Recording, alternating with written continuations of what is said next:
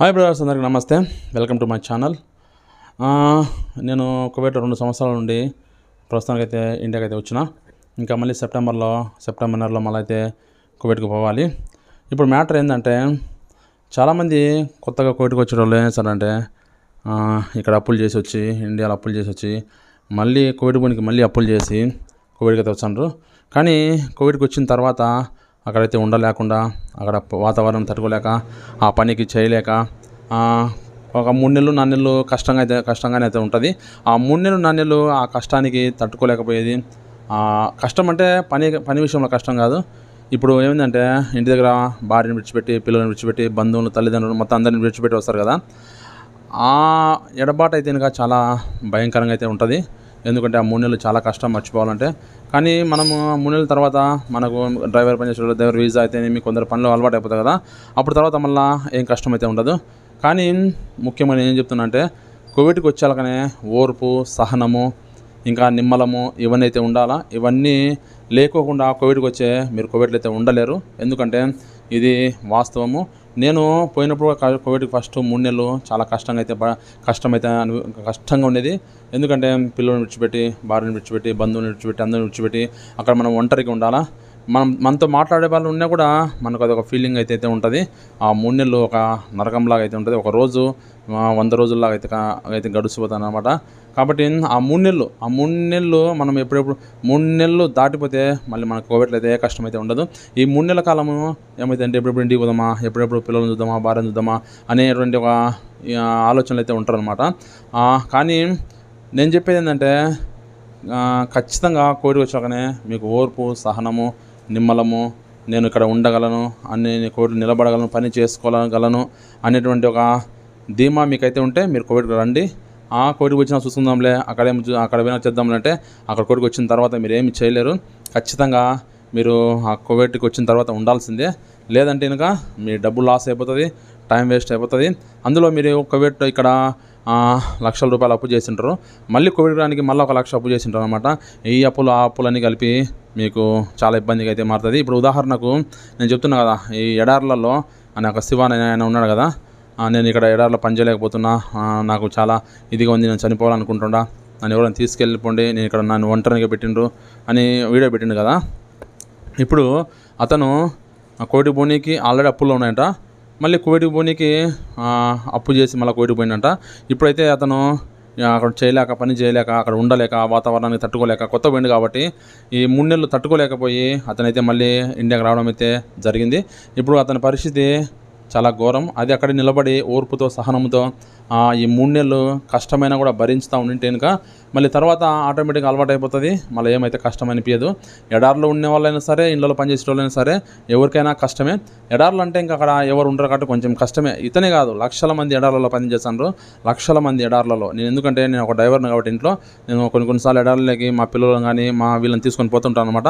అప్పుడు నేను చూస్తాను అనమాట. ఎడార్లలో ఒంటల దగ్గర ఉండలు, గొర్రెల దగ్గర ఉండలు నాకు తెలుసు. అట్లా చూస్తాను అనమాట. ఎవరు ఉండరు, ఒంటరిగా ఉండాలా. కొన్నిసార్లు కరెంటు ఉండదు, జనరేటర్లు, ఏసీలు ఉండవు. కాబట్టి కొంచెం కష్టమే. కానీ కష్టమని మనము అక్కడ ఉండలేకుండా ఇండియాకి వచ్చేస్తే ఇక్కడ చాలా కష్టం అయిపోతుంది.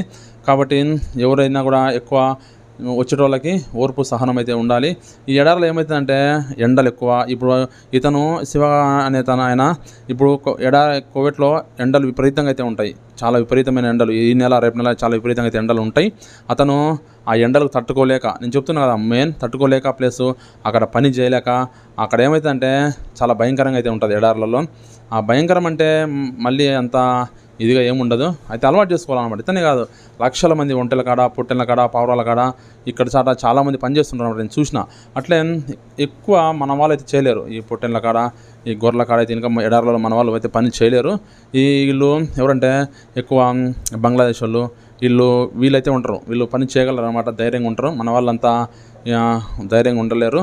మన వాళ్ళు, నేను చెప్పేది, ఎక్కువ ఒంటెలకు, పొట్టెలకు అయితే రావద్దు.